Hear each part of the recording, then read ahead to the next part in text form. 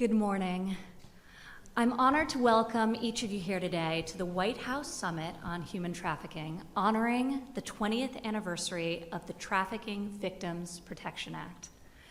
On behalf of the President, thank you for joining me to celebrate this milestone and to recognize the incredible work that has been done across this country to tackle modern-day slavery, pursue justice for victims, and hold traffickers accountable. Thank you to Attorney General Barr, Secretary Scalia, Secretary Azar, Acting Secretary Wolf, Deputy Secretary Bygum, for all being here today. Under your leadership and in coordination with the full of government, the United States is committed to ending human trafficking in all of its grotesque and evil forms.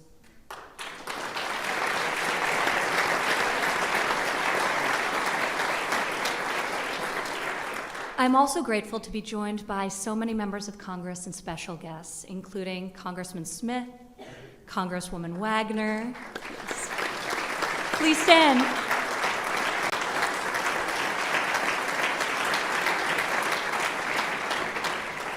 Congressman McCall, Ambassador at Large, yes. Ambassador at Large for International Religious Freedom, Brownback.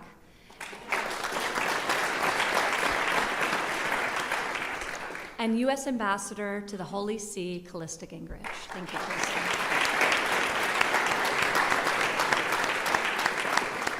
Further among us, and I'd love you all to stand as well, are members of the U.S. Advisory Council on Human Trafficking, the President's Public-Private Partnership Advisory Council to End Human Trafficking, as well as recipients of the Presidential Award for Extraordinary Efforts to Combat Trafficking in Persons. Thank you.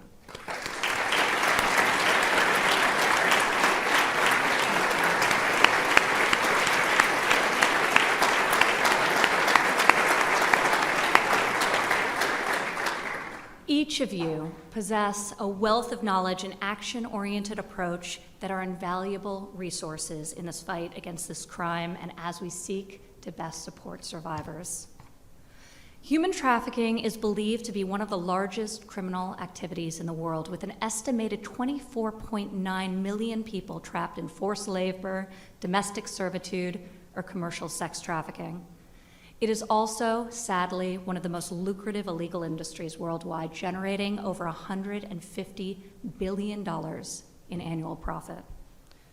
This issue has no demographic limitations and exploits society's most vulnerable, often women and children, and particularly targets runaway and homeless youth. In 1983, Robert Fuller and Louis Malteris, two middle-aged men, both born with intellectual disabilities, were discovered working on a dairy farm in Chelsea, Michigan. Isolated from the world, these two men were working 17-hour days with no pay and living in squalor. They were hidden in plain sight. The ruling of United States versus Kobminski, as Robert and Lewis's case would come to be known, recognized that the U.S. involuntary servitude and slavery statutes were not sufficient in their scope, lacking necessary provisions to guarantee protections for these men and so many others. This case spurred what would become a national outcry for legislation to address modern-day slavery. In 2000, Congress responded. Under the leadership of former Senator Sam Brownback and Representative Chris Smith, whom you'll hear from shortly, Congress passed the monumental, bipartisan Trafficking Victims Protection Act. This landmark piece of legislation changed the landscape of the conversation around human trafficking and elevated the U.S. government's capabilities to combat this evil. The TVPA created a number of protections for victims, ensuring that they had access to necessary services. It also sharpened prosecution capabilities, criminalizing a broader scope of human trafficking-related crimes and requiring convicted traffickers to provide full restitution to their victims. The TVPA enhanced prevention efforts as well, creating for the first time in U.S. history an office to monitor and combat trafficking in persons within the State Department. The TIP office, currently led by Ambassador-at-Large John Richmond, is tasked with producing the annual Trafficking in Person report that serves as our key diplomatic tool to engage foreign governments on tackling this issue collectively.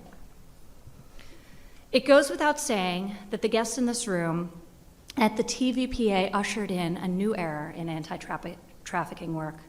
Over the past 20 years, this legislation has shaped how our country pursues justice for victims, holds traffickers accountable, and prevents further cases of trafficking. So that brings us today. Much progress has been made, but we recognize that this issue is still, unfortunately, so pervasive in our own communities and across the globe. In the early days of this administration, President Trump committed to bringing the full force and weight of the U.S. government to tackling this horrific problem. Since then, I'm proud to have helped him deliver on this promise, signing 9 pieces of legislation into law that directly address human trafficking.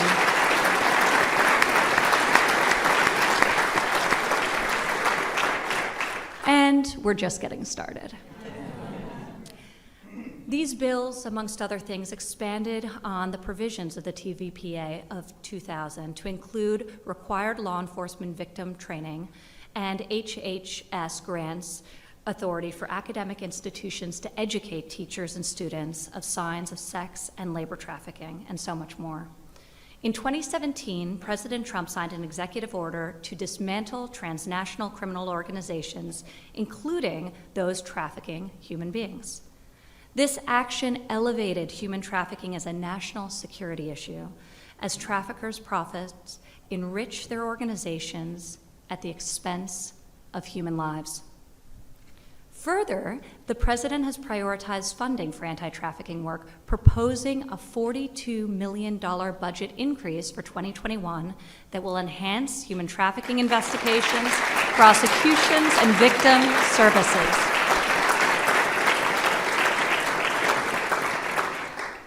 We are resolved and we are relentless in the fight to hold perpetrators accountable and restore human dignity for victims.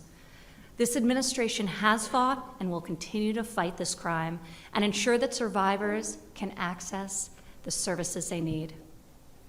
Human trafficking is not solely an international issue or a crime that must occur across borders.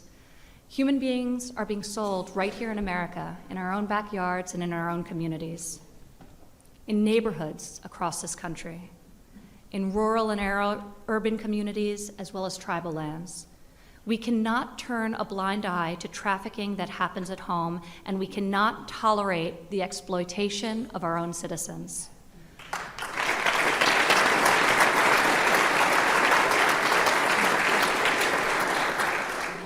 The prevalence of domestic trafficking was brought to a new light for me on a recent visit to Atlanta. Facing one of the nation's highest rates of human trafficking, the city of Atlanta has taken big strides forward to equip survivors with long-term care and the skills they need to succeed as they begin to rebuild their lives.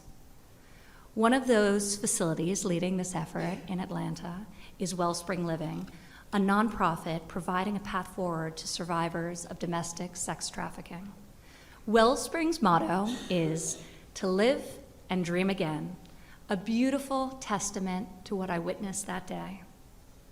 I met incredible, courageous women in Wellspring Living's Women's Academy, which is dedicated to helping survivors attain skills for their GED, an apprenticeship, and a future career. A few of those ladies join us here today, including Jessica Hamlet. Jessica's story is one of remarkable transformation. Jessica shared with me her very personal and heartbreaking experience of being trafficked for sex domestically after surviving childhood abuse, losing custody of her children, and facing serious challenges with drug addiction herself. Despite all this, Jessica recently completed an apprenticeship at Delta Airlines, regained custody of her beautiful, sweet daughter, who I had the honor of meeting that day in Atlanta, and now works full-time for the city. Her resilience is inspiring, And I would be honored if Jessica would come up and say just a few words.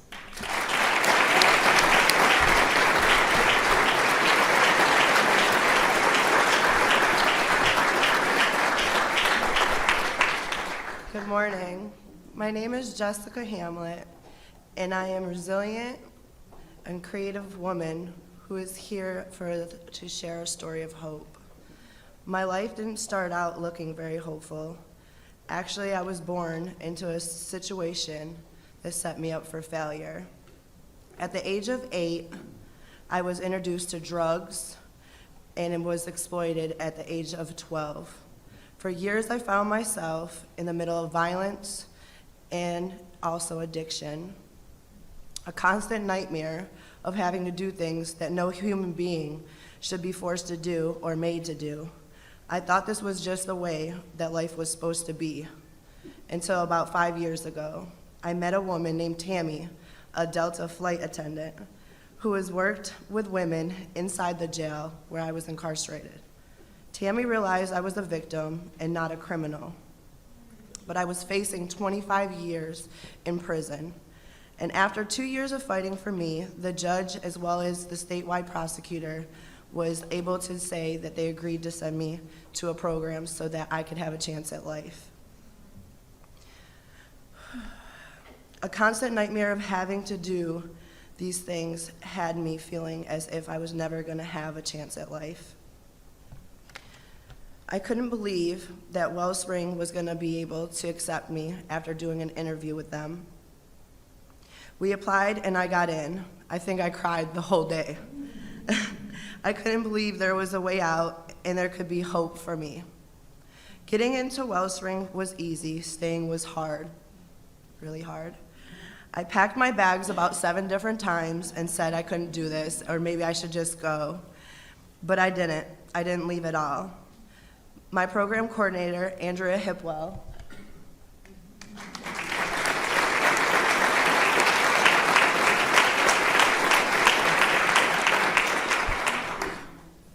and the people there loved and accepted me in such a way that I thought I was being set up. I didn't even know what love looked like. I thought it couldn't be real, but it was.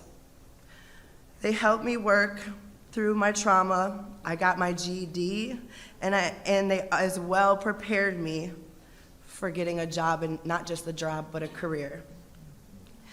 As well as getting a paid apprenticeship, and then they wouldn't believe, or you guys wouldn't believe, I got an apprenticeship with Delta Airlines. My first day at Delta, there was flowers and a cup, and it said, "Welcome aboard, Jessica. Welcome to the team." I felt like I was at home.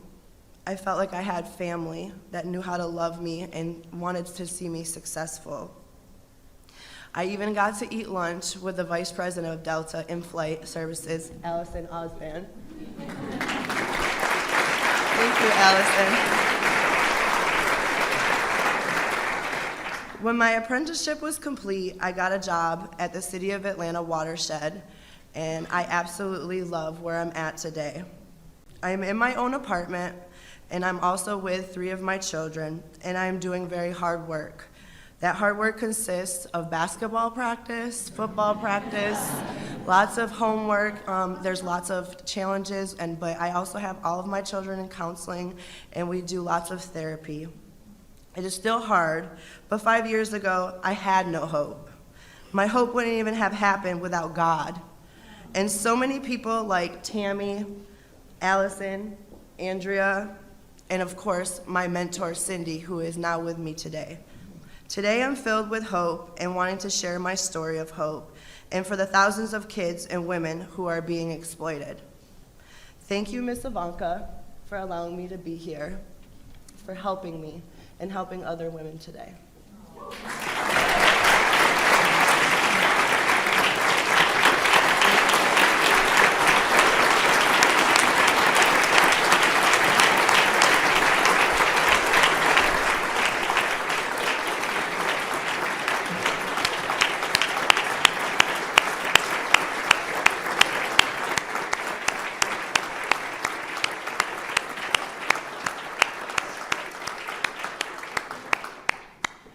Jessica, you have shown courage and resilience that few of us will ever know, and we are so grateful for you being here and sharing your very powerful voice with all of us today. So thank you.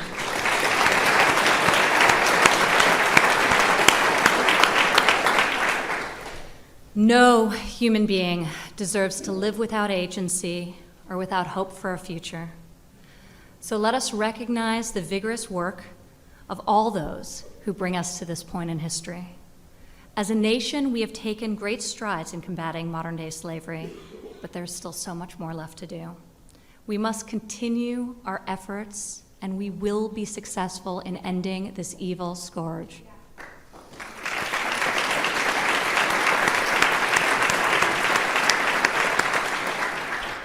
Thank you all so much for being here. And with that, I would like to welcome Attorney General Barr, who has been such a formidable champion on this issue, to come up and join us and say a few words. Thank you all.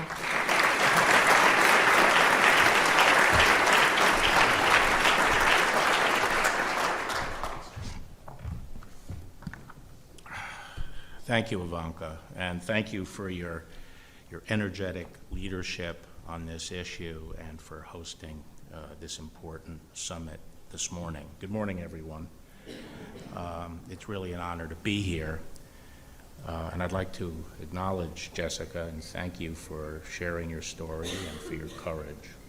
And I'd like to say to all the survivors, I want you to know how grateful we are for all that you do in fighting to free other victims from the grip of this modern-day slavery. As we all know, January has been Human Trafficking Awareness Month, and as the month comes to a close, I can assure you that our campaign against this scourge will drive forward with greater energy and deeper commitment. The Department of Justice will continue to bring the full force of the law against those who exploit other human beings by subjecting them to the physical and psychological captivity involved in this horrific crime. Now, human trafficking is, we all know, modern-day slavery, and it is a crime of exploitation. It comes in innumerable forms, and it involves no single type of victim. Sometimes those who are abused are homeless. Sometimes they're undocumented aliens or runaway children, or they are people who have become addicted to drugs, or just simply impressionable minors. Emblematic in many ways is one horrific case I was briefed on recently in the Southern District of New York. A very dedicated team of prosecutors doggedly pursued a few little leads and ended up convicting 19 defendants in Manhattan with sex trafficking of minor girls and young women in the New York State child welfare system. In other words, children whose society had a special obligation to protect ended up being instead exploited. In this, as in every case, a person who gains leverage or power over a vulnerable victim exploits them for their own gain. There's nothing more predatory or disgusting. As you are aware, this year marks the 20th anniversary of the Victims Trafficking and Violence Protection Act, and anniversaries are a good time to pause and to survey the past and take stock.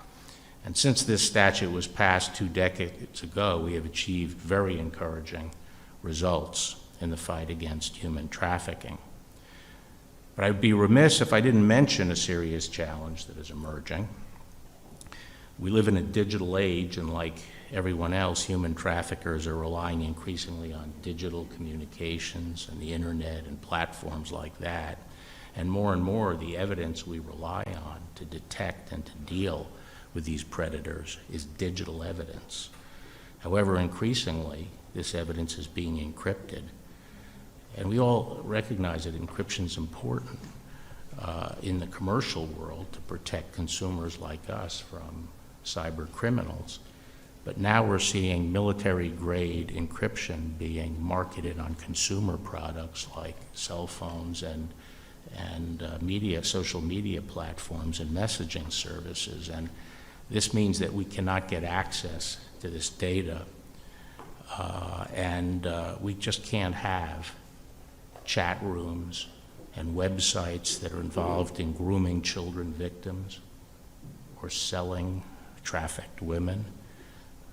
Sites that are impenetrable to law enforcement, and we have to do something about this. And recently I met with my counterparts in the Five Eyes, Great Britain, Canada, Australia, New Zealand, and we've all agreed, and we met with victims groups, we met with the companies, and we tried to impress upon the companies the damage that would be done to our efforts to combat human trafficking unless we can find a solution for this. So we're working together with our foreign partners on this issue.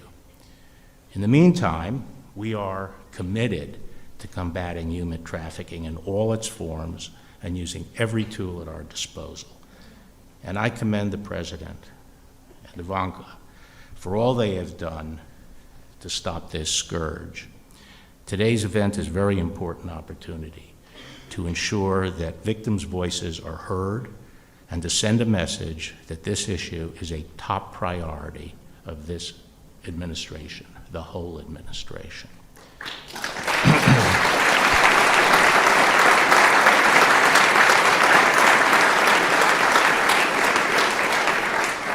I appreciate the opportunity to be here today and to pledge to you that the Department of Justice will do everything in our power to continue bringing human traffickers to justice.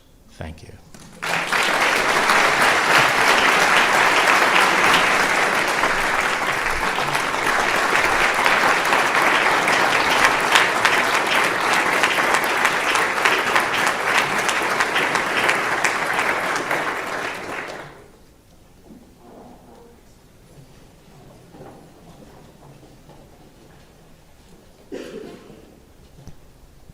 Ladies and gentlemen, please welcome to the stage the panelists for our first panel, moderated by Director of the Domestic Policy Council, Joe Grogan.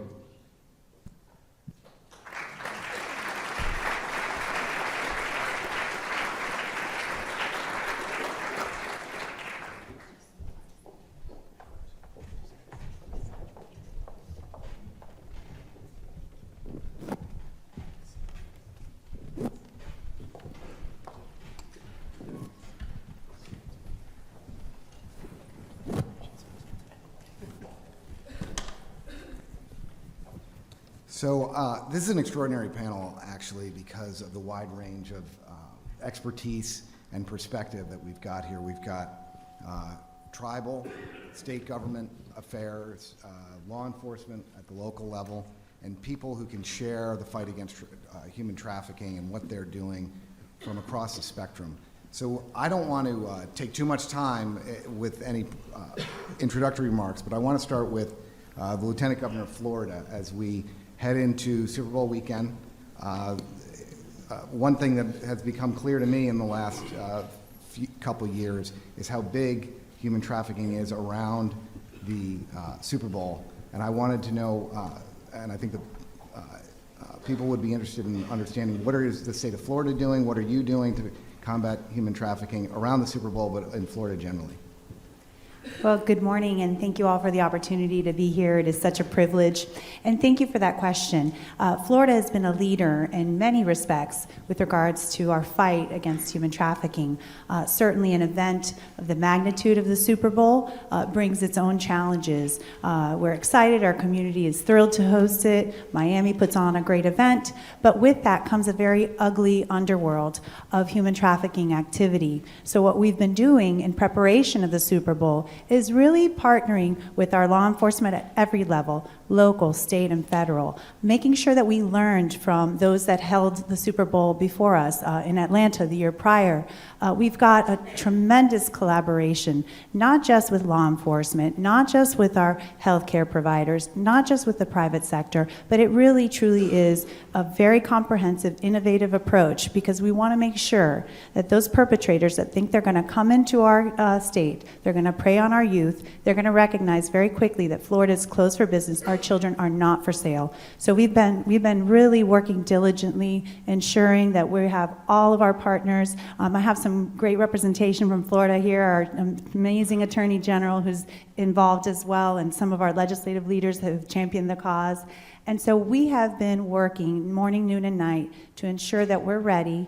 We have partnerships in the private sector with Uber. They have trained over 100,000 Uber drivers, our Hotel and Restaurant Association, our Truckers Association, making sure our county health departments, emergency management, it really runs the gamut of everything from a state perspective, but again, partnering with the locals, partnering with the nonprofits that are adept at rescue operations and service provision. And so it really has been a comprehensive effort. And might I add that we'll be hosting it yet again in our state with Tampa following suit. So they too have been entrenched in the organizational process to make sure that they are ready just as well as Miami. Let's stay with the state perspective just for a second, because Chris, Ivanka mentioned the trip to Atlanta, which I had the privilege of accompanying her on, along with Secretary of Health and Human Services, Alex Azar. It's tremendously impressive to see what George is doing at the governor's level and the senior leadership. I can't, again, speak more highly of what's going on with the nonprofit community in Atlanta. But could you speak about why Georgia is stepping forward and your involvement in fighting human trafficking? Absolutely, and we're so grateful that you got the chance to come down, and Ivanka got the chance to come down and see Wellspring. You know, when presidents make issues, it matters. And I cannot thank President Trump enough for what he has done. And when governors and first ladies make issues, it matters. And that's what Governor Brian Kemp and our First Lady Marty Kemp have done before they were even in office. But the first thing the First Lady did was to create the Grace Commission, to bring everybody to the table and say, what are we doing? How can we work together, and where do we go from here? And we're laser focused on 3 issues: training and awareness. And you've heard some of the nonprofits that we have here, but you've got the state now going to be training all of its employees. You've got the City of Atlanta focused on this issue. You have our Criminal Justice Coordinating Council. You've got the nonprofits like Street Grace and Out of Darkness and Wellspring, Rotary International, that's focused on this issue. But you also have great corporate partners. Just Wednesday, I was at Delta, where they're training 86,000 employees to be the eyes in the sky. We've got UPS here that's doing truckers against trafficking, because they're in every neighborhood around the world. You've got IHG that's focused on the hotel industry. But we're also focused on restoration. And I will tell you, Wellspring Living is the gold standard. And when you see Jessica and you hear her story, and we focus on victim-centered, trauma-informed, evidence-based support. And why? Because these are our brothers and sisters. These are human beings with dignity and value and worth.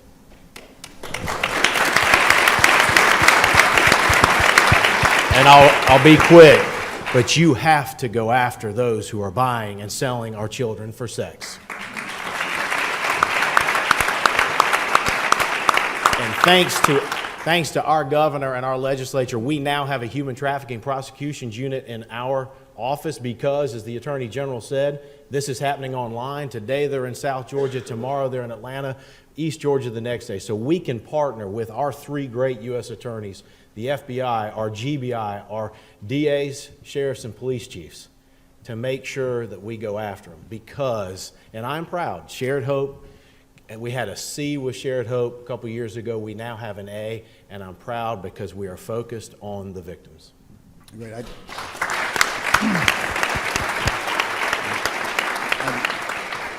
I would just share this little anecdote. As I was getting at the airport in Atlanta after visiting Wellspring, I heard on the PA system in the Delta terminal for passengers and employees to be on the lookout for victims of trafficking. It was kind of a stark example, because we had met at Delta at the event and heard about their apprenticeship program, but to see it in action, their commitment to the issue was pretty incredible. And So I sure. commend them. They do it on the train, voice of God, and some great messaging as well. So I'm gonna jump to the sheriff for a second, because you opened the prosecution door, and I'd like to understand from you, Sheriff, what are you doing at the local level? Have you seen any changes over the past over your career and how we confront this issue? And thank you. why you're committed to it? Yeah, thank you. And it's an honor and a privilege to be here with you today. Coming from Texas, of course, we have a tenacious governor who's made it resoundingly clear that every level of government, all the way down to the local level, will be involved in the fight to end this scourge. I want to tell you a story about 8 sheriffs in North Texas that banded together in order to fight human trafficking. When I was elected in 2017, I met with 7 other sheriffs in the North Texas area, and we sat down and talked about what are those things that we can do to stem the flow of narcotics and human trafficking across our counties. And what we came up with is, first of all, listen, we understand that what happens here is the very same transnational criminal enterprises and gangs that are trafficking narcotics. These are the people that are trafficking humans. These are the people that are continually victimized and drug addict these victims in order to control them. We also understand that as sheriffs, that the one advantage we have is jurisdiction over long pieces of road in our counties. So what we did was we decided to band together to sign an agreement with one another that extends the jurisdiction of our deputies into each other's counties. You don't see that done very often. And what happened was we took specially trained deputies who were trained to detect those indicators for human trafficking and narcotics, and we turned them loose. And I'm happy to tell you that in just 2 years, what they've been able to accomplish is they have seized tons of narcotics and dangerous drugs, millions of dollars, weapons and ammunition are being smuggled south, destined for Mexico. They've recovered almost 100 stolen motor vehicles. They've discovered loads of human cargo in commercial motor vehicles, 18-wheelers, and most importantly, they've rescued children. I want to tell you 2 quick stories about that.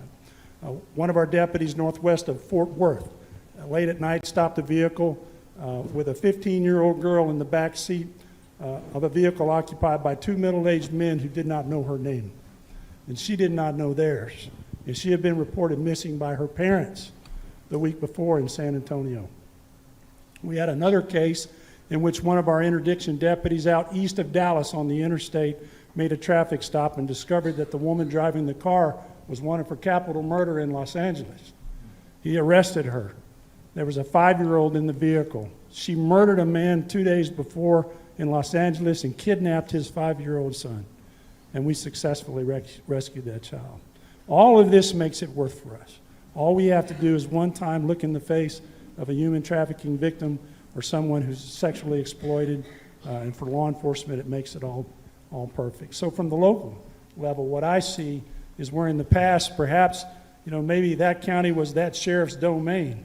We've decided that that's a day gone by. My brother and sister sheriffs across Texas, Governor Abbott and the legislature have passed laws that now allow us to work across county lines that are even not contiguous in these types of matters, and we're taking advantage of it, and we're going to continue the good fight on the open road. Thank you.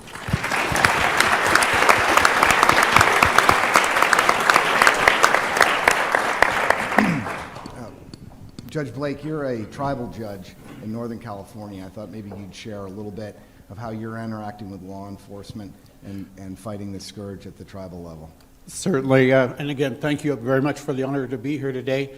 I not only am an elected judge for my tribe, the Hoopa Valley tribe located in Northern California, I'm also the president of the National American Indian Court Judges Association, the only tribal judges association in the nation. So I speak on a national level. I don't speak just on behalf of California, but I also speak because I am a parent of a traffic victim myself. My own daughter was trafficked, and when we talk about, I heard the Attorney General talk about the use of social media. I tell people that my home is 67 miles from the closest McDonald's and 71 from the closest Walmart. That just gives you an idea how remote we are. And how a trafficker found my child in remote Humboldt County was through social media. And with the dream that she was going to be this model, with this dream that she was going to achieve all these aspirations that she had in her life. The idea that you have to be a child that is a foster child, that you have to be a neglected and abused child is not always accurate, because this child never wanted for anything. This child was pretty, I mean, as we looked back at her empty room after she left, we kept thinking what we missed. And what we missed was the encouraging her to be something, to be somebody, to reach those goals, and her wanting to do so, and being falling prey to somebody that is offering that service, but not for that purpose. And and like I say, so that started my road on this issue with trafficking. Because one, if it will happen to me as a sitting elected judge, as an elected official for tribal communities, I was tasked with providing, prosecution for this type of stuff, making certain that our children are safe, but yet my own child was able to walk into the hands of somebody who takes the innocence away from a child like that. So these tribal communities, they're not only remote, they're very, very remote. Social media is huge in tribal communities, so because of the remoteness, and you only look at the number of UPS and FedEx trucks that come into our community, that's the only way you can get things in and out. So again, the training nationally, as we look and finding ways to train our tribal leaders, to train our providers, and to train our parents on the signs of trafficking, so that their children are not going to fall prey like mine did. Thank you for that.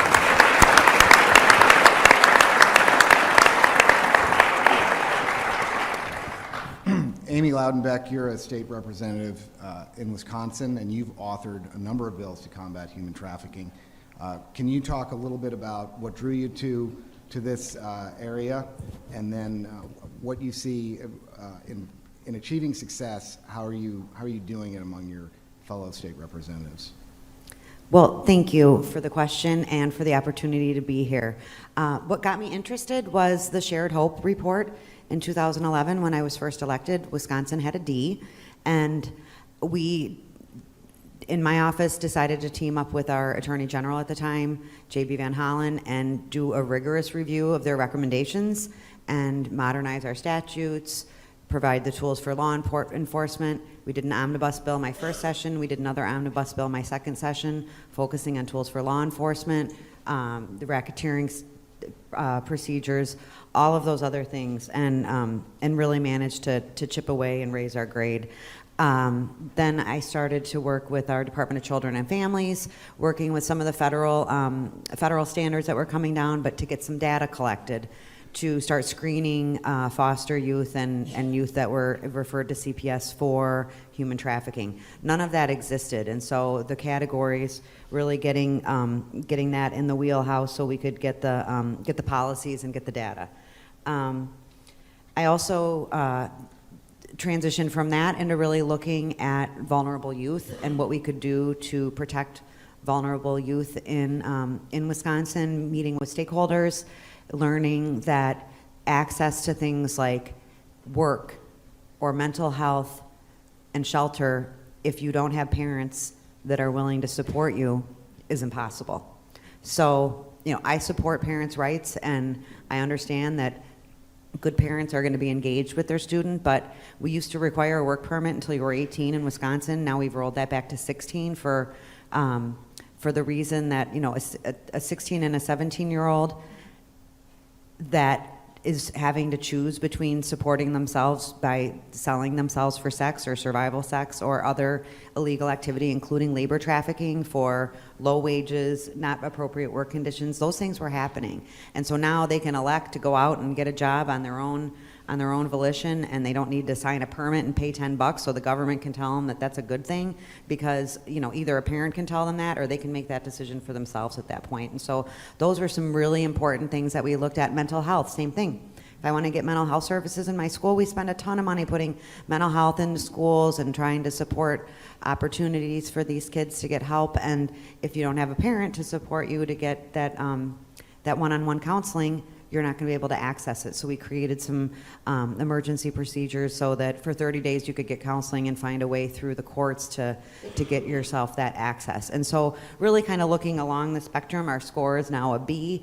We're still looking at the shared hope recommendations, but we also know that, you know, Wisconsin is unique as are all states in how we need to look at this. We've also done quite a bit of awareness and partnerships that were kind of prompted by legislative action, but really to kind of move the needle as far as, you know, pushing out the human trafficking resource hotline. That was something that involved, once we started to do that, all of the resource providers, all of the protocols from law enforcement needed to come together before we really pushed it out. So it was something that, you know, it was leadership from myself and others, but really kind of encompassed all the boots on the ground people. That was really, really, I think, a pivotal piece to build off of for future outreach efforts. So what we're doing going forward is continuing to listen and continuing to monitor. Some of that data is just becoming available from the laws that I passed in 2015 and 16 to actually give us something to look at. So that's exciting. Thank you.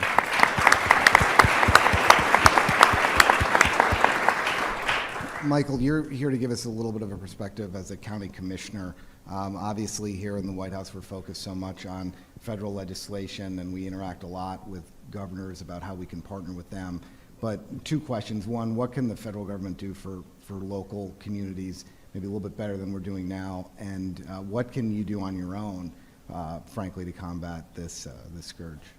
Let me start with the second question first. But first off, thank you for having me here. This was a great, great event, and I'm glad to see so many people here, and I'm honored to be here to help fight this heinous, heinous topic, right? It's just near and dear to my heart, very passionate, and I'm assuming everybody in this room is just as passionate, if not more so. But we, from a county level, you know, a couple years back, we formed a task force, you know, because you see a lot of people back then on the local levels talking about it. And a lot of the comments, it's not in my backyard. It's not here. Even at the elected official level at the counties.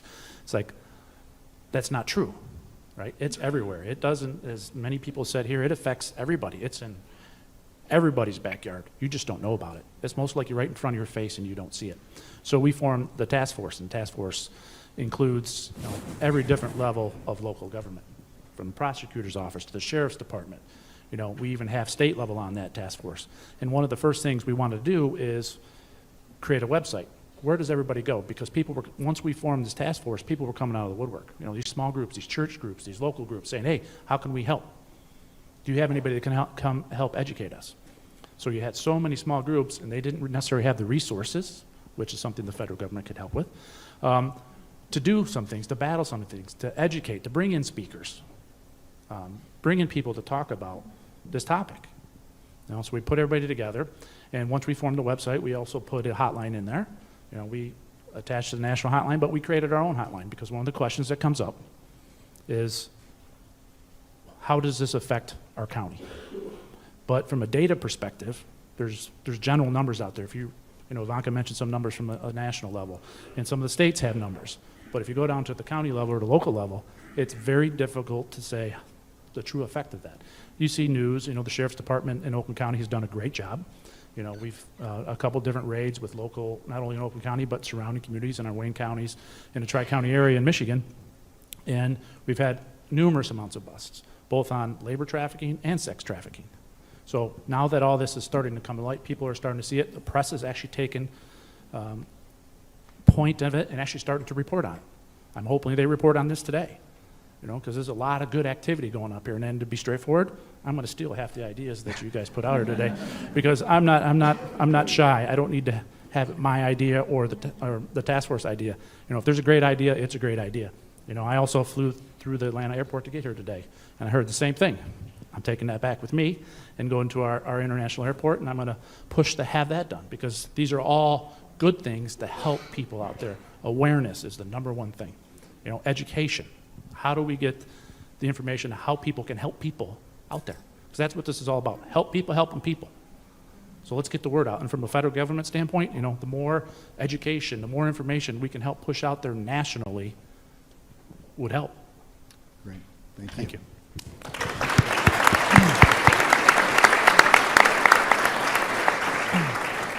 On that vein about awareness, I do want to make sure before I forget to give the National Human Trafficking Hotline number out, because this is a number that should be posted in many places. It should be mentioned whenever we're discussing this subject, so that people who need help can reach out and try and get resources.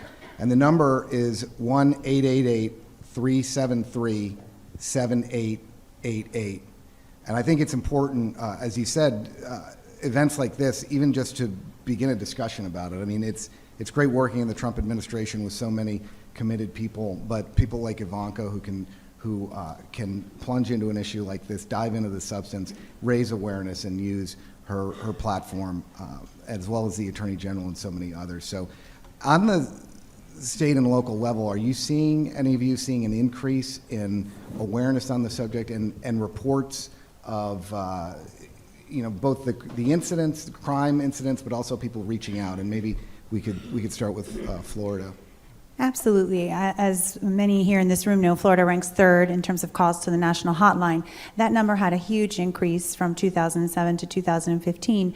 As of 2016, the numbers started to stabilize, but I also believe that awareness, just the vigilance of our community has really come into play. And so as we continue to really delve into the messaging, again, our county health departments, all 67 of our county health departments have participated with HHS in the Look Beneath the Surface campaign. Our Department of Education, the first in the nation, has released a rule. We've implemented curriculum. Each of our school districts is going to be, in an age-appropriate manner, requiring our children to be educated on the ills, the evils of human trafficking.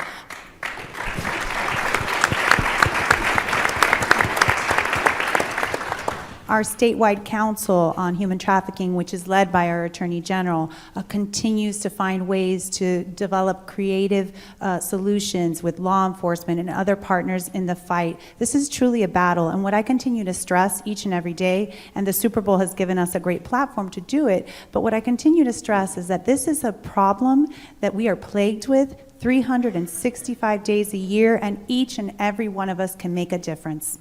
Thank you.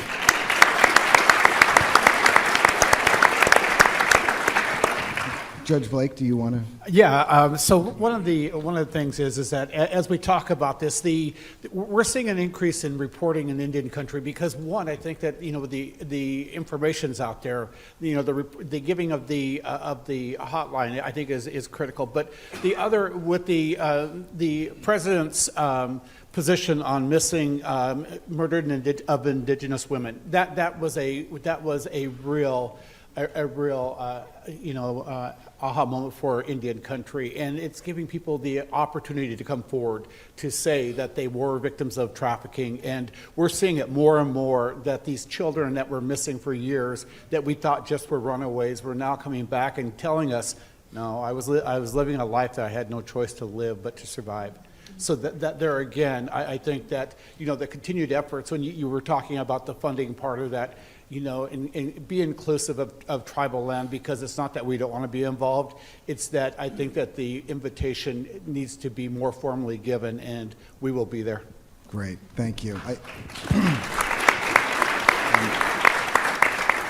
Certainly, tribal issues and tribal engagement is something that this administration really wants to lean in on. We have a dedicated person in our intergovernmental affairs office totally devoted to tribal issues. And on this, when the president, specifically to trafficking, when the president signs an executive order later on today, it's important to note that there will be a new position created at the Domestic Policy Council solely devoted to fighting human trafficking. So we're very excited about that.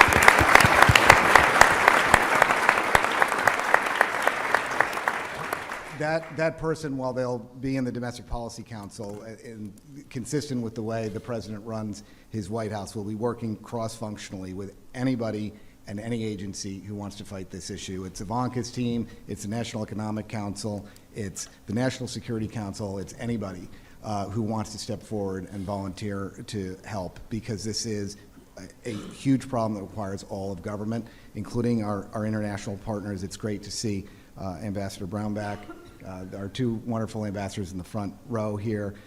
And I just want to say from a personal perspective how deeply moving it is for me to work on these issues. Domestic Policy Council covers a whole host of issues, but I don't know that I have ever been around any issue that is both as emotional and as difficult, but as inspiring as fighting human trafficking. I want to thank especially the survivors who've made it here today and who have come here on numerous occasions, who volunteered to give us advice, to step forward and share their stories, because without you, we wouldn't be able to get anything done and get any momentum going on this. So thank you very much to our panel and to everybody for coming here today. Thank you.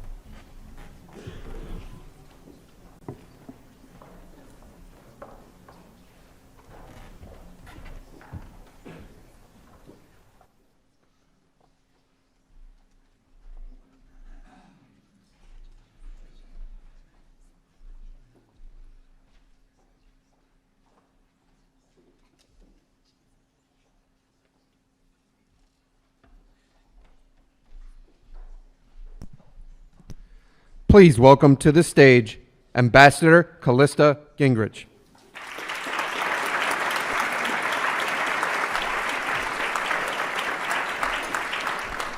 Good morning. It's an honor to be here. I want to thank President Trump and Senior Advisor Ivanka Trump for their leadership and steadfast commitment to the fight against human trafficking. The scourge of human trafficking is a stain on all of humanity. It invades borders, destroys communities, and robs millions of their human dignity. Faced with this great challenge, the Trump administration is committed to protecting survivors, prosecuting offenders, and ending modern-day slavery. However, governments cannot act alone. Human trafficking is a global crisis and requires global solutions across all sectors of society. Partnerships with faith-based organizations are critical in turning the tide. Faith-based organizations serve as lifelines for some of the most vulnerable people on the planet, including victims of human trafficking. They have an unrivaled ability to build trust with survivors and to provide care and rehabilitation. Like the United States, the Holy See understands and appreciates the powerful role of faith-based organizations in eradicating modern-day slavery. Indeed, Catholic organizations are among some of America's best partners in this endeavor. The U.S. Embassy to the Holy See works with the global network of the Catholic Church, which extends to more than 1.3 billion people worldwide. For example, as an embassy, we promote and support the courageous work of Catholic sisters. Our grants have funded anti-trafficking programs for women religious in 36 countries. Recently, we established an anti-trafficking training course for a global organization called Talitha Cum. Talitha Cum is comprised of over 2,000 Catholic sisters in 92 countries, all working to combat human trafficking. Faith-based organizations like Talitha Kum are on the ground in nearly every country in the world, including the United States. They work tirelessly to save women, men, and children from horrific fates. And they are key partners for federal and state law enforcement agencies, braving the omnipresent threat of criminal and terrorist organizations that profit from this global crime. Together, law enforcement agencies and faith-based organizations help facilitate victim recovery, reintegration, and criminal prosecution. Here in the United States, the Department of Homeland Security and the FBI have strong partnerships with Catholic service organizations to provide safe havens for victims. And internationally, the United States and the Holy See are members of the Santa Marta Group, an organization comprised of law enforcement officials, Catholic bishops, women religious, and civil society leaders that work together to develop victim-centered approaches to end human trafficking. As you leave today with renewed dedication and resolve, I encourage you to explore opportunities to collaborate with faith-based organizations across all faiths in the fight against modern-day slavery. In this regard, the U.S. Embassy to the Holy See will continue to work diligently with the Vatican to eradicate human trafficking. Together, we can save lives and end this horrific injustice. Thank you.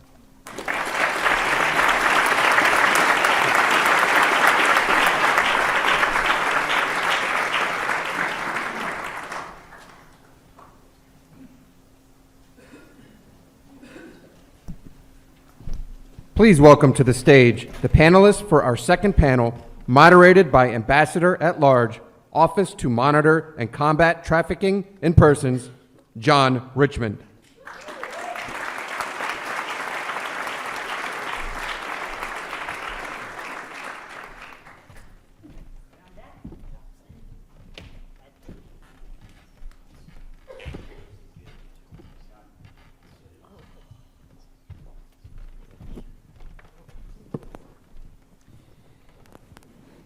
Well, this morning we do have the incredible privilege of hearing from several members of Congress, leaders who have helped create the massive shift in the legal landscape around the world, establishing a comprehensive trafficking in persons law, our Trafficking Victims Protection Act, the 20th anniversary of which is this year, which is what is bringing us all together. It defined human trafficking to include both labor trafficking as well as sex trafficking. It includes trafficking offenses against children and adults. It makes sure that we're thinking about both domestic and international trafficking, and dispels some common myths, like the idea that trafficking involves the movement of people. It doesn't require the movement. It just requires coercion. This is a crime that there's something we can do about. I'm grateful that the law gave us the 3P paradigm that we still use today, this idea of prosecution, protection, and prevention. Three inextricably important and mutually reinforcing ideas that help us in this fight. So with this incredible panel, let me start with Congressman Smith. Congressman, you were one of the earliest champions of the bill, and you introduced the bill that ultimately became the Trafficking Victims Protection Act. I'd love for you to tell us what was going on in the late 90s. What prompted you to be an early champion of this work? And how has the Trafficking in Persons report that was created and mandated by the law that you helped champion making an impact around the world? Mr. Ambassador, thank you so very much, and thank you for so faithfully implementing the law and doing above and beyond what was even articulated in the statute and statutes that followed. You know, I've been in Congress now 40 years, and in 1982, I introduced my first anti-trafficking resolution targeted at the Soviet Union. The use of gulag labor there was horrific. Commissioner Von Raab, who was then the Customs Commissioner, had a number of products that he wanted to put an import ban on. So I did a resolution that passed in the House. A few years later, Frank Wolf and I went to Perm Camp 35, the infamous Gulag, where such great people like Natan Sharansky had spent so many years of their life. But again, the Gulag system was all over the Soviet Union, and exporting of those products was occurring. A couple years later, after Tiananmen Square, Frank Wolf and I again went to a prison camp in China and saw 40 Tiananmen Square activists under the false banner of reform through labor, forced labor, making goods that came to our markets, including jelly shoes, which were very popular then, socks. We came back with samples, got an import ban on that. A couple of years later, in 1996, I introduced comprehensive legislation on child labor. And unfortunately, it had the same template that we put into the TPVA, and that is name names and then sanction those countries that either do not enforce the law or if they don't have a law at all on child labor. I had Kathy Lee Gifford testify at one of the hearings. She had products in Central America that were, unfortunately, the result of child labor being sold in our stores. Next, 2 years later, we got the bill passed in the House, failed in the Senate, never took it up. Great people like Michael Horowitz came into my office. We had great meetings. What an advocate he is and was for human trafficking. My staffers, David Abramowitz on the Democrat side, and Joseph Reese, who was our first ambassador to East Timor. We worked on legislation to finally say, enough. We're going to combat trafficking here, overseas. We will also make it a whole of government, so nobody is excluded in the government, and have real penalties up to life imprisonment for anybody who exploits a child, and anybody through force, fraud, or coercion hurts a woman or a man. But sex trafficking is obviously one of the major focuses. As Kalitza said so well, you know, there are about 5 million women, and mostly women and children, who are sex trafficked, about 20 million, according to the ILO, who are trafficked because of labor. And of course, there's an intermingling so very often. But the legislation was very hard to get passed. The previous administration then did not want the tip report, which you do great work in putting together, so that the 3 Ps, the narrative on each and every country, says how they're doing on prevention, prosecution, and protection, with a set of recommendations that follow as well. They said just put it into the human rights report, the country reports on human rights practices, which would have been a step. We said absolutely not. My friend over here, Sam Brownback, took the bill up on the Senate side, his own bill, and we did a merge-purge at the end. But it was against serious odds. That administration did not want to have sanctions. Sanctions are embedded in the bill, as you know so well. It covers everything, and it's making a difference. There were times when the tip report was less than stellar, 2015 in particular, but you have done a magnificent job. It is the gold standard, and I know for a fact, because you do as well, we meet with delegations all the time. They don't want to be on Tier 3. They don't want to be shamed for their egregious complicity in human trafficking, sex or labor, and they want to be above that. Plus, there's this sanctions piece. So I want to thank you again for what you have done. There's so much more to be done. Finally, government to NGOs, and the NGOs have been indispensable in all of this.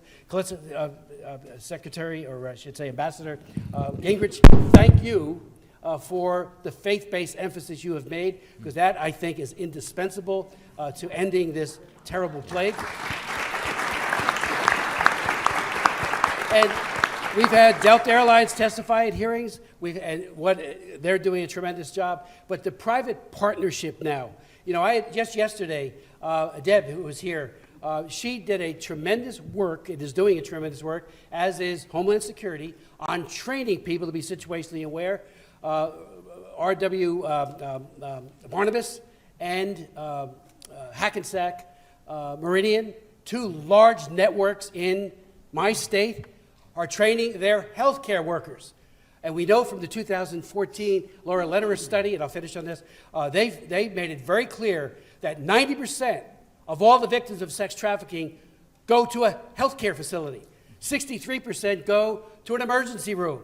So if you have healthcare professionals who are situationally aware, and we need to share this as you are with overseas partners as well, there is a point of contact for victim identification, God willing, intervention, and then on to the road to recovery. So thank you.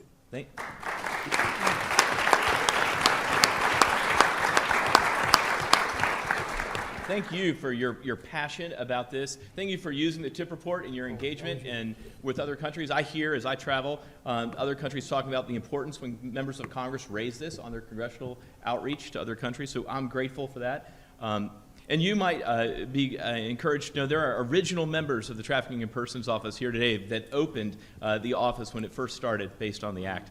And as you mentioned, I know that you had allies in the Senate. And Ambassador Brownback, you are certainly one of those as you brought this bill forward on the Senate side. And now I get to work alongside you at the State Department in your new role as Ambassador at Large for Religious Freedom. And I'm grateful for your wise counsel during my time at the State Department. I've certainly benefited from working with you. But I'd love to know what motivated you and what were your thoughts as you began to think about the Trafficking in Persons Act from the Senate perspective. How have you seen it be used? What are we doing well, and what do we need to do differently? How do we need to adjust as we're moving into the future?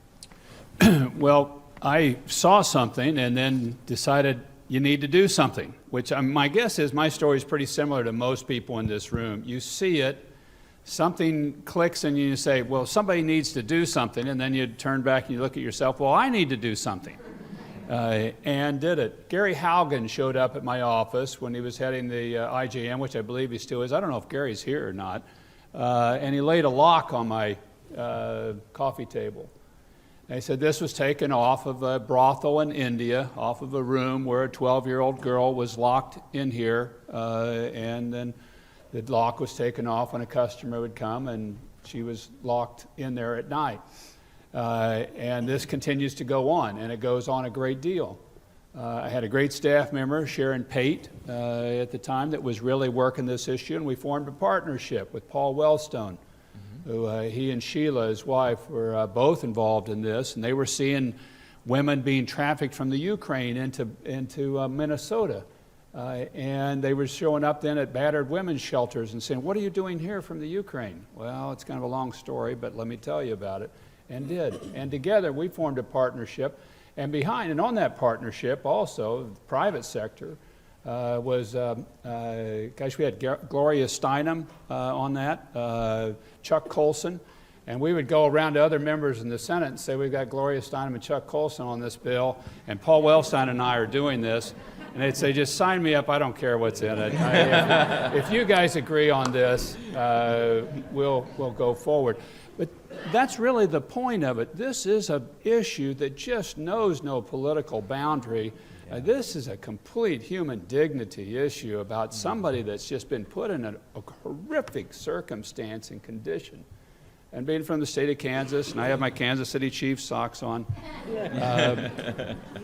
my mother grew up on the property where John Brown would stay when he was in Kansas during the Bleeding Kansas. We're fighting against slavery in those very early days.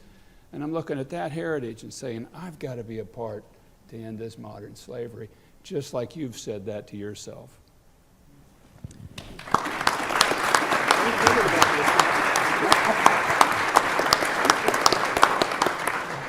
Well, I'm certainly grateful, and I appreciate you highlighting the bipartisan nature of this bill as it's gone through. And as one thing we've seen over the last 20 years is that there has been a grand consensus across the political aisle regarding this important issue. I'm grateful that the two of you put together this law, this comprehensive law that focuses on both labor and sex trafficking, gave us great tools about how we could approach nonviolent coercion to address how traffickers are actually operating in modern times, and give us great tools like the T-Visa and other tools that we can use to make sure that victims are protected. Let me shift to Congressman McCall. You have served as the chairman of the House Homeland Security Committee. Now you're the lead Republican on the House Foreign Affairs Committee. You're working both domestically as well as internationally on this. I know you've just proposed a new piece of legislation, the Leveraging Information for Foreign Traffickers Act, the LIFT Act, I think it's being called. Would love to hear more about that and how you see the role of the U.S. Advisory Council and survivors that are here today, but also survivors around the country and around the world, and how they speak into this issue. What needs to be done as we look into the future? Well, thank you, Ambassador, and thanks for having me, and thanks for your service, and Ambassador and Congressman Ted Poe, who was on Foreign Affairs, did so much on trafficking issues. It's good to see you again. I think my journey started, I was a federal prosecutor for about 10 years. And then Cornyn's Deputy Attorney General, we started the Internet Crimes Against Children unit to catch predators online. And there have been thousands of prosecutions in my state putting these predators behind bars. And that's a real positive thing. That was back in 2002, but since I became chairman, when I was chairman of Homeland, we had the Blue campaign in the Department of Homeland Security. I see some out in the audience. We authorized that into law to raise public awareness on the issue, because what we found is that most people in the country were not even aware this was happening. And it happens not just in Thailand, it's happening in our own backyard. And I want to recognize Courtney Litvak, my human trafficking survivor, who came back to us a year ago, who has a special place in my heart and a special story to tell, because you have to hear these stories. This happened outside of Houston, Texas, and suburbs of Houston and Katy, Texas. If it can happen in Katy, Texas, it can happen anywhere in the nation. And so the Blue campaign has done a great job coordinating with law enforcement, public awareness. The other bill is the interdiction for the protection of children, which takes my DPS, my Texas DPS model, where a lot of these troopers make the traffic stops. But if they don't know how to identify the warning signs that, hey, this is not this girl's father, or something's in that car that doesn't really make sense. And they have a training program that we want to take nationwide with a grant funding component to it, so that we can capture and arrest these evil monsters, and get them off the streets. Finally, the LIFT Act, leveraging information on foreign trafficking. Believe it or not, in our embassies and our consulate offices, when they deny a visa for based on human trafficking, they do not share that information with law enforcement. It's just tucked away in a file. So this would mandate that information be shared with law enforcement. But what I'm also proud, and this goes back to now the council, is we authorize the President's Advisory Council to the year 2025. Why is that important? Because I think I want to give Ivanka a shout out as well. She's really elevated this issue and prioritized this issue. We want to do a lot.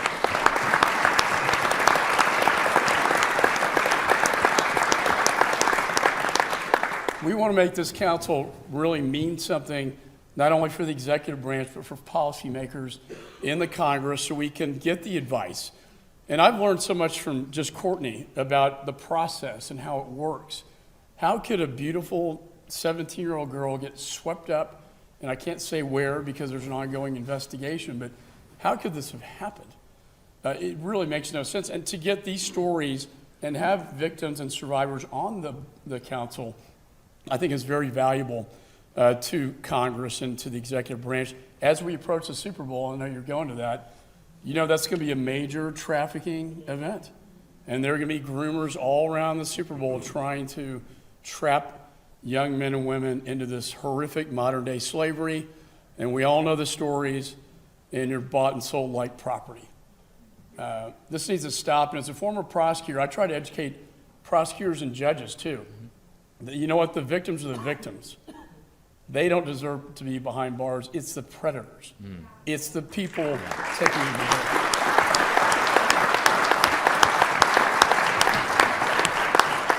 and they need to be behind bars for a very, very long time. No, I so appreciate you highlighting both the role of the Advisory Council and the fact that you're trying to extend its life in the LIFT Act. The council has been so valuable to me personally, and I think it's been valuable to the administration as well. And I also hope that, that folks hear the message that you're saying about the principle of non-prosecution of victims, that victims should not be prosecuted or penalized in any way for the unlawful acts their traffickers make them engage in. I think that's a really important point. Let me shift to Congresswoman Wagner. During your time in Congress, you've been incredibly focused on online exploitation of women and children as well as men. I know that you're personally interested in some of the work in the Philippines. I know the State Department has a robust child protection compact with the Philippines, where the Philippines put skin in the game along with our foreign assistance, where we work together in order to actually stop traffickers and protect victims. Love to hear your perspective on what is going well and what needs to change as we move forward. Great. Thank you, Ambassador Richmond. And I'm going to stand up. I've got a long flight ahead of me and stretch my legs for a minute. But and I want to see all the survivors, all the NGOs, all the advocacy groups that just lift us up. To be here on the 20th anniversary of TVPA, Chris Smith, my ranking member, Mike Call, and Ted Poe. I stand on your shoulders. This is only my 8th year in Congress, not 40th, 8th year in Congress. And the TVPA is so important. I got really passionate about human trafficking and labor trafficking that was going on, sex trafficking and labor trafficking, during my very first TIP report as a U.S. ambassador in Western Europe. And I was watching women and children and young boys being brought in from Eastern Europe and being exploited in Western Europe in horrific ways. And served my time and went back to the United States of America and began to dig into this in my own backyard, in my own country, and found that, yes, indeed, that human trafficking, and specifically sex trafficking, was hiding in plain sight in every community, in every faith organization, in every cul-de-sac, in every school district, all across our country, and that it was a scourge and something that we absolutely had to do something about. I tell you what you all are doing with the TIP report in terms of the compact is fantastic in the Philippines and online. It's been expanded, I know, to Peru and Ghana, Jamaica.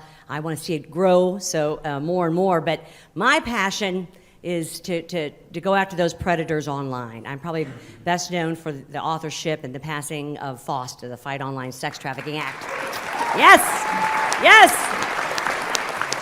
You all know, you were there. They said it couldn't be done, and we did it. It was a life's work. I have to say, it truly is. To be able to give tools and resources to our law enforcement and prosecutors that allow them to go through the sex trafficking statutes and the prostitution statutes to fight this criminal enterprise. It allows justice for our victims at last, and it did something they said could never be done, which was to go in, and Congressman Poe knows, to go in and amend the Communications Decency Act, Section 230, to make Congress's intent very, very clear. We never meant through the CDA to make the internet an red light district.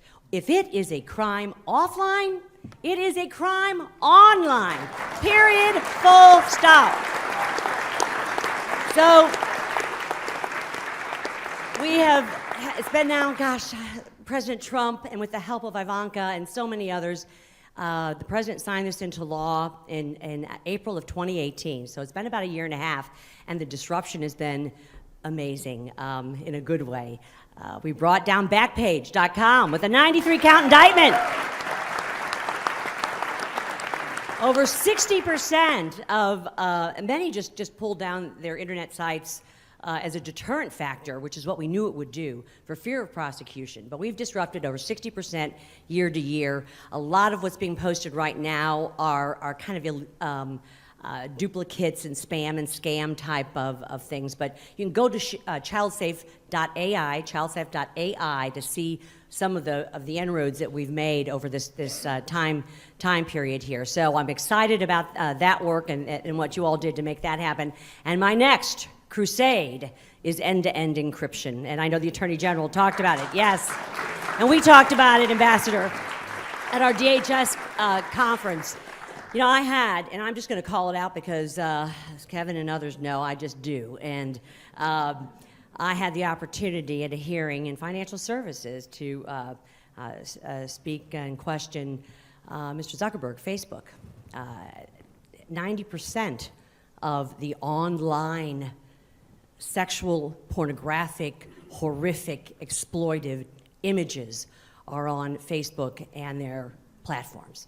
12 million, in fact, in 2018. And to say something positive, at the time, they reported those 12 million. They reported those 12 million horrific, awful images, but now they're going to move to end-to-end encryption. And when they do that, law enforcement will not be able to access any of those images. And with impunity, after letters and pleadings from the Attorney General, from the Department of Homeland Security, from law enforcement, from prosecutors, from DAs, from me, Congress, others, they refuse. They want to go move forward on their end-to-end encryption. So if an industry won't police itself, that's when Congress steps in. And we're going to police them, that's for sure. You know, and this is important, privacy and lawful access are not pitted against each other. Privacy and lawful access are not pitted against each other. The Fourth Amendment gives us a lot of broad privacy rights, but you know what, it's not warrantless, all right? And we have to have a way to make sure that people's privacy is protected, but that also law enforcement has a way to keep our children, our women, the most vulnerable in our society, safe. That's what we're going to do with this legislation. So that's where we're going next. I thank you for the time. I thank you all for what you do. We all stand on your shoulders and are grateful for the advocacy group work. My great staffer, Rachel Wagley, back there, about ready to give birth any minute now. She helps author so much of what goes on here. I'm just grateful to you. I'm grateful to our State Department and for the TIP report. And what you're doing online now with the Compact is really great, and I want to see it expanded. So I thank you. Thank you.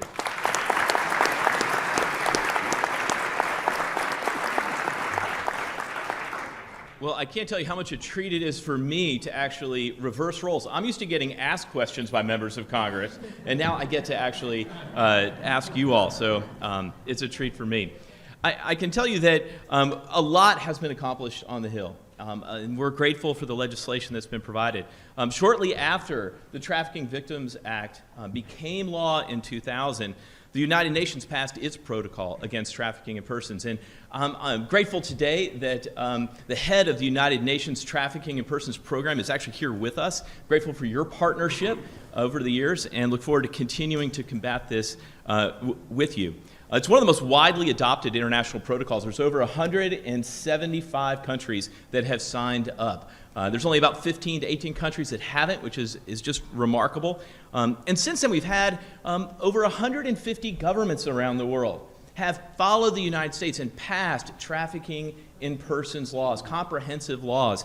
And we're so grateful for that, to have this international legal consensus that human trafficking is wrong, that it's a violation, that people are putting freedom first, which is the phrase that the president has given to this year, that we want to put freedom first. We want to put it first in our priorities and our conversations. We want to raise it with other countries. We want to raise it with each state in this union and make sure we're doing well.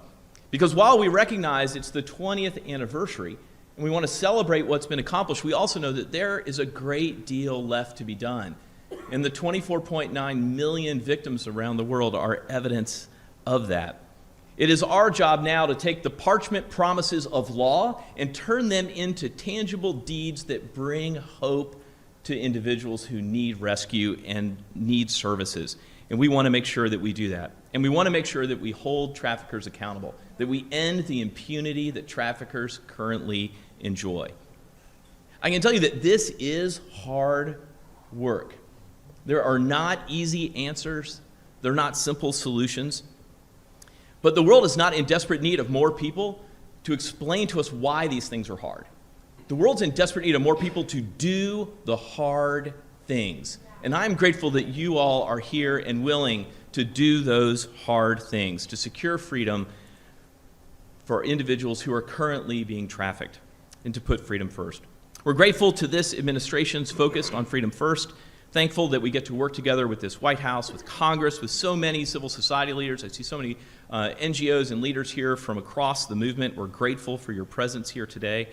And we're grateful that as you leave here, you're going to receive a commemorative book of the last 20 years that highlights the history of what has gone on here in the United States, how the act was formed, early stories from Congressman Smith and Ambassador Brownback about their days, along with their colleagues from both sides of the aisle. It's a retrospective of what has been accomplished and really a call to each of us that as we pivot into the future, we have to do more.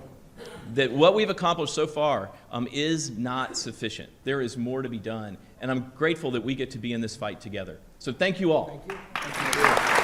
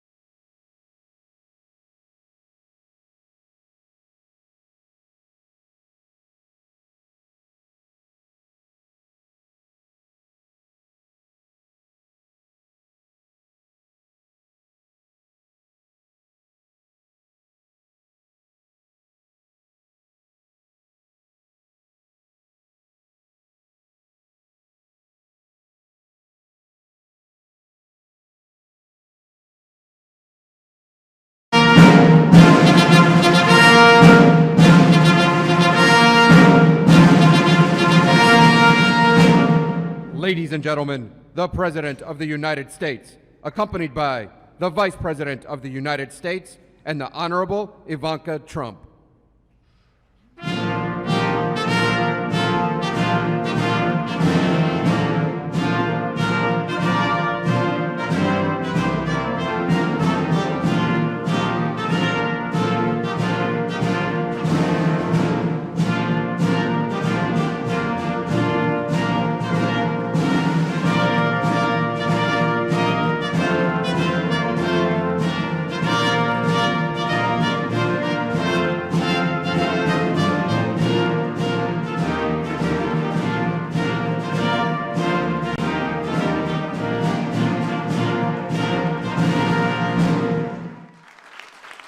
Well, thank you very much, please. Thank you. And I want to thank you all for being here as we mark the 20th anniversary of Trafficking Victims Protection Act. Very important. 20 years ago, this nation took a historic step to protect the victims of this form of modern-day slavery here in the United States and all around the world. My administration is 100% committed to eradicating human trafficking from the earth. I am pleased to be joined this afternoon by Vice President Mike Pence and the members of my cabinet, Attorney General William Barr, Secretary Jean Scalia. Hello, Jean. Secretary Alex Azar, who's very busy, and I'm going to see you in a little while, right? Unfortunately for this, in this case. Acting Secretary Chad Wolf, great job with those numbers. Great job, Chad. Deputy Secretary Stephen Begun. Hi, Stephen. And thanks also to Representatives Chris Smith, Ann Wagner, Michael McCall, and Chip Roy for being with us. Thank you very much.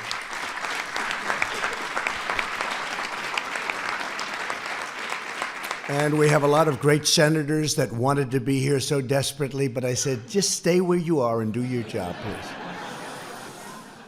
We also have with us Ambassadors Callista Gingrich. Hi, Callista. Sam Brownback and John Richmond. Thank you all very much. Thank you. Thank you. And Director of the FBI, Christopher Wray. Christopher. Thank you, Chris. And we have Georgia Attorney General Chris Carr, very active. Thank you very much, Chris. Thank you very much. And Florida Attorney General Ashley Moody. Thank you. Thank you, Ashley. Thank you, Ashley. Florida Lieutenant Governor Jeanette Nunes. And First Lady of Texas, Cecilia Abbott. I just saw your husband, by the way.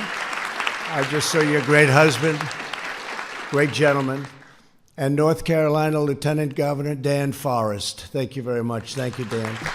Great. And I'm especially grateful to Ivanka for her unwavering efforts. She has taken this under her wing.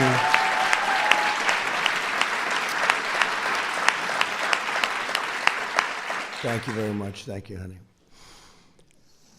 Ivanka's been a champion for administrative and legislative actions to combat human trafficking and a true heart. She has, this issue has been so important to her.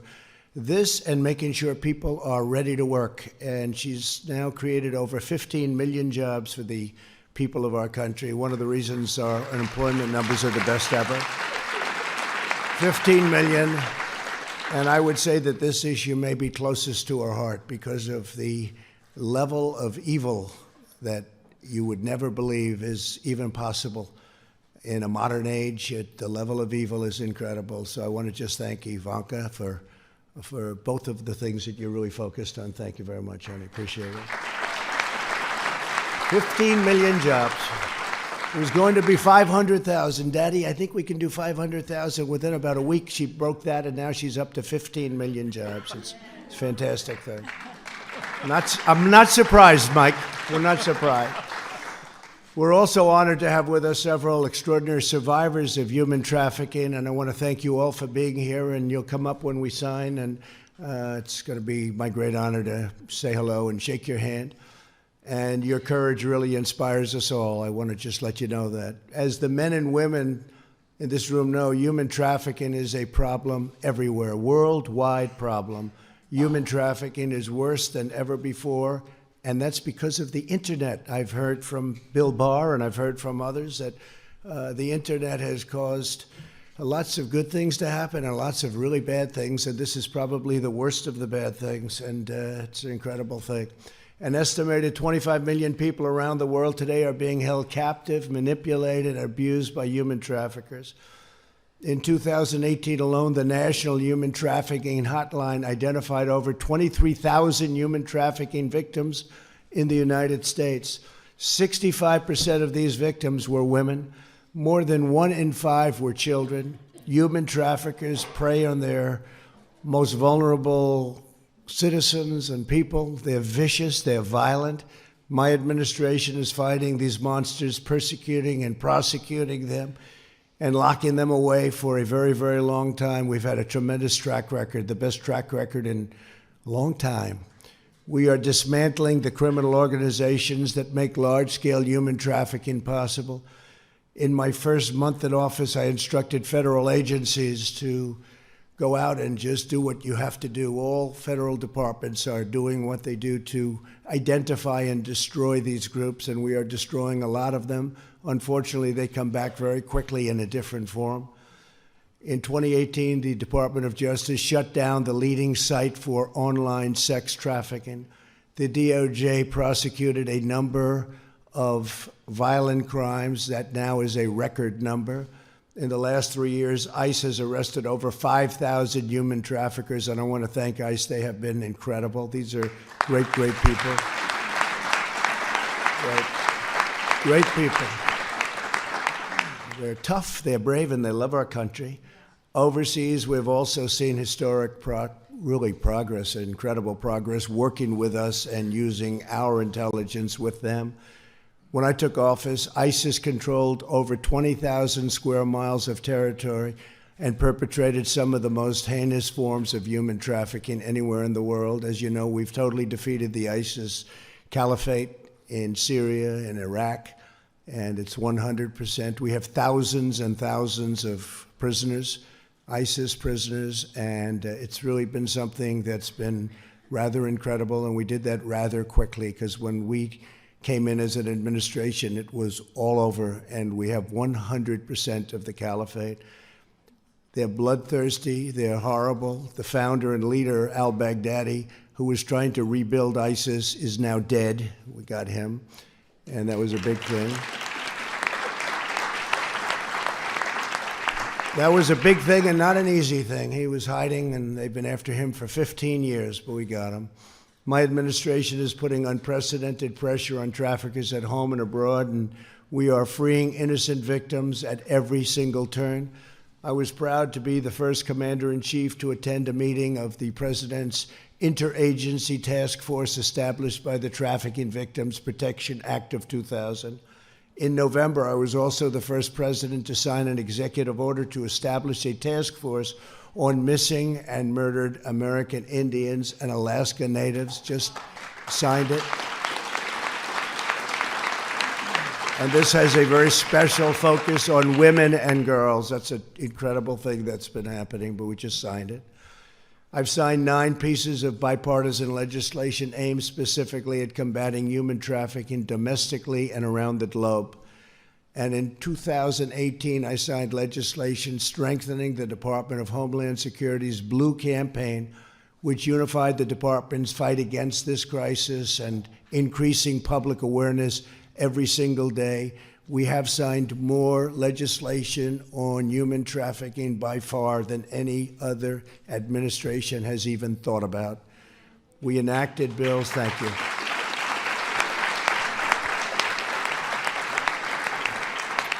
And we'll do what's necessary. We will do exactly what's necessary. There's nothing more horrible than this. We enacted bills to fight sex trafficking, increase support for survivors, and raise the standards by which we judge whether other countries are meeting their duty to fight human trafficking. You have countries that talk, and they talk. They're like politicians in Washington. They keep talking. They do nothing about it. They do nothing about it. And we spend a lot of money on these other countries, and we're not sending it, and we let them know if they're not going to be doing their job. They don't, in some cases, probably want to do their job, and that's a pretty bad thing. We've authorized $430 million to fight sex and labor trafficking. And with the help of the State Department, I have held foreign governments accountable for failing to address human trafficking by imposing restrictions on foreign assistance, and very powerful restrictions.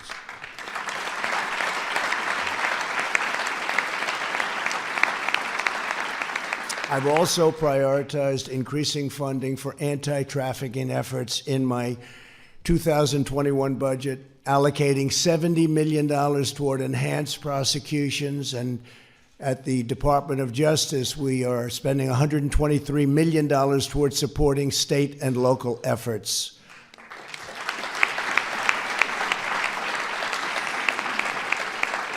And this is all new funding, and these funds will directly benefit those on the front lines who are tasked with bringing down the perpetrators of this terrible crime.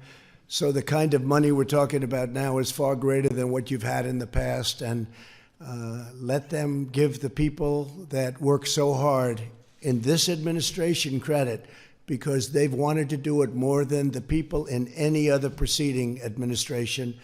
And you can read what you want, you can say what you want, but nobody has done more than what we've been doing on human trafficking.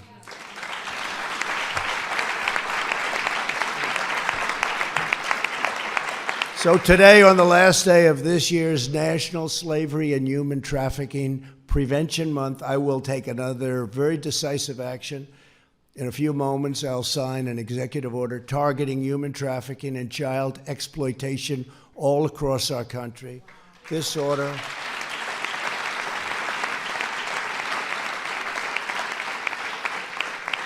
and this is a very big one. This order will build on an incredible work and really the unbelievable work that so many of the people in this room have been doing, and all of the work that's been done and increasingly is being done. You wouldn't believe the level of enthusiasm that people working on this issue have. I have many issues, economic, we have all different issues. I have never seen such enthusiasm for a single issue as I have for human trafficking. And I have to say that starts with Bill Barr and Chris Wray, the FBI. It starts with all of the people in law enforcement, so important, and it's something that people really do appreciate. So they collect and they coordinate, they share vital law enforcement and intelligence information with other places all over the world, and very, very important, and we have made a tremendous impact. The problem is it's so massive, it's so many people, it's so many countries, but we've had a tremendous impact. It will be posted online along with a comprehensive list of government resources, all of the things that we do and where to go to find out about what's happening.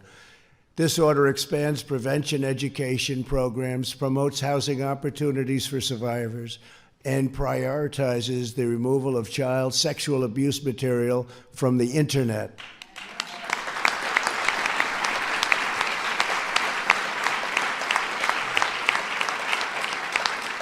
And furthermore, it takes the vital step of designating a full-time position here at the White House dedicated solely to combating human trafficking, so people know how important it is.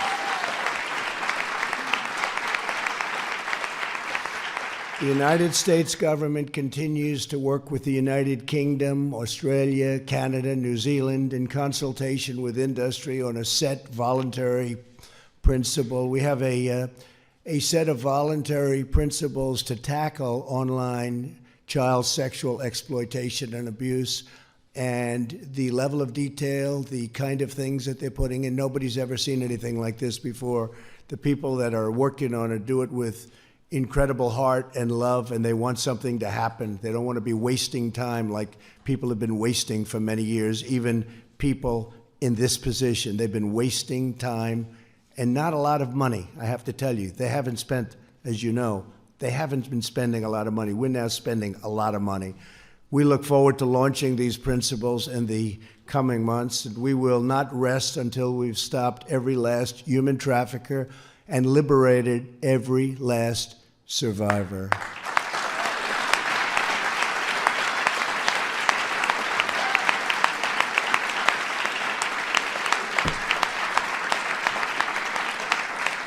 So I'm now pleased to introduce an incredible survivor and the newest member of the U.S. Advisory Council on Human Trafficking, Bella Haneke. Hi, Bella.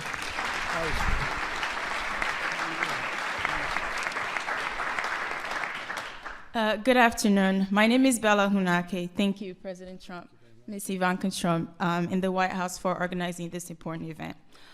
It is truly a great honor to be here to celebrate the 20th anniversary of the Trafficking Victims Protection Act. At age 13, I was brought into this country. I survived trafficking along with 19 other girls. Afterwards, I was placed in foster care. But this negative experience in my past should not wholly define who I am today.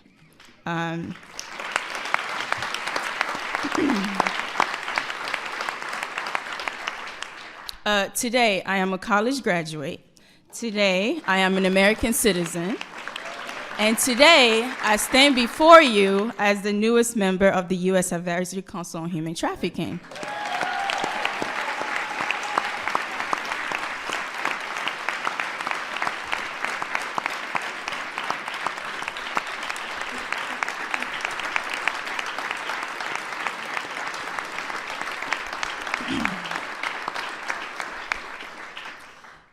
The council is composed of survivor leaders who bring their experience and expertise to advise and provide recommendations to the President's task force to monitor and combat trafficking in persons. We represent a diverse range of backgrounds and experiences, and we're sincerely grateful to this administration for appointing our current 8 members to support federal government efforts to prevent and improve trafficking programs and policies. We view the existence of this council as a victory for trafficking survivors and the federal government. This council is a model for survivor empowerment and survivor-centered approaches that other countries, states, and localities may learn from and adapt. This council shows in real and tangible ways how survivors can positively impact and inform anti-trafficking efforts at the highest levels of government. To truly be survivor-centered and informed means to not only prioritize survivors' needs or wishes and service delivery, it must also include meaningful collaboration with survivors to inform the design and implementation of the very policies and programs that affect them. No survivors should ever be viewed by their trafficking or lived experiences alone. We acknowledge the great strides the federal government has made in the last 20 years to combat trafficking, as well as that of other stakeholders. We look forward to continuing to advise and collaborate with the task force to realize the goals of the TVPA, and we encourage all of you to view our 2020 annual report, which will be released this April. Thank you very much for the opportunity to be here today. And to end, I would like to share a statement and a quote from our council's chair, the Honorable Judge Lone Robert. This is to the victims and survivors out there. It's never been your fault no matter what. So let go of that toxic shame. It doesn't belong to you. You are never too old, too lost, or too broken to begin healing today. Hope is key, and even if it starts out as small as a mustard seed, nurture hope. It'll save you. And most importantly, you're not alone. You're not alone. You're not alone. Thank you, and God bless America. Thank you, Dan.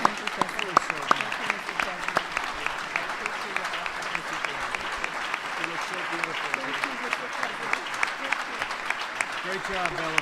Thank you. Perfect. Beautiful.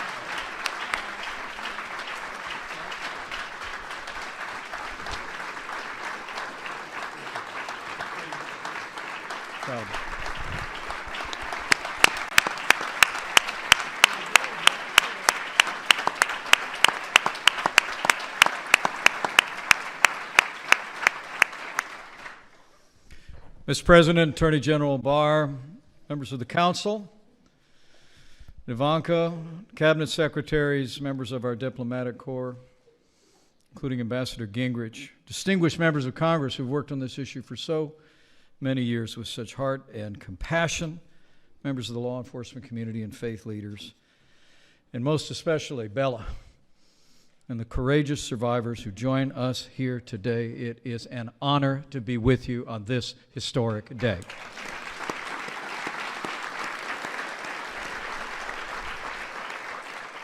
As the President reflected, we're here to commemorate the 20th anniversary of the Trafficking Victims Protection Act.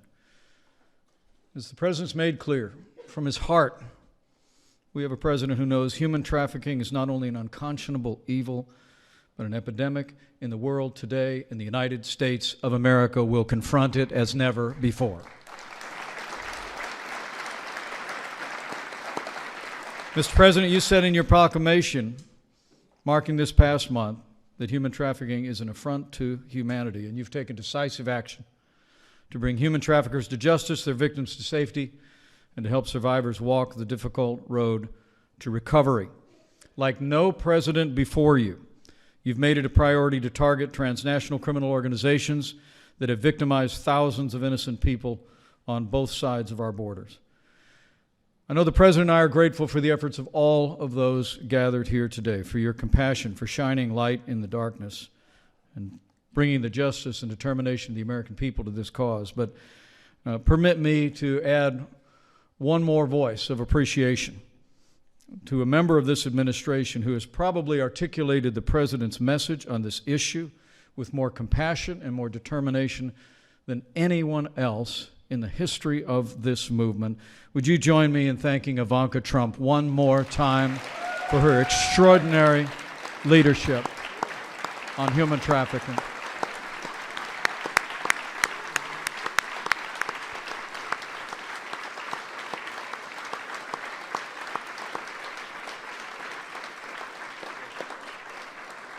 Mr. President, the order you're about to sign will impact the federal response across our government and empower the agencies so well represented here to have even more tools to combat the scourge of human trafficking. It will improve the way law enforcement, federal agencies gather information. It will also make it easier for the American people to partner with this administration and with law enforcement in combating human trafficking. It will empower faith-based organizations to provide victims and survivors with more compassionate care.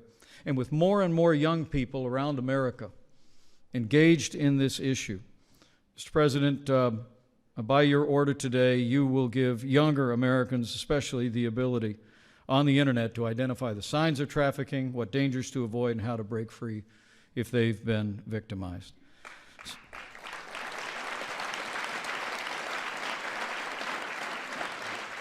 Our founding documents attest that we believe that every person is endowed by our Creator with certain inalienable rights: life, liberty, and the pursuit of happiness. And today, with the compassion and determination of all of those gathered here, Mr. President, you again show the American people's commitment to the justice and dignity and worth of every person. And we thank you for your leadership and compassion.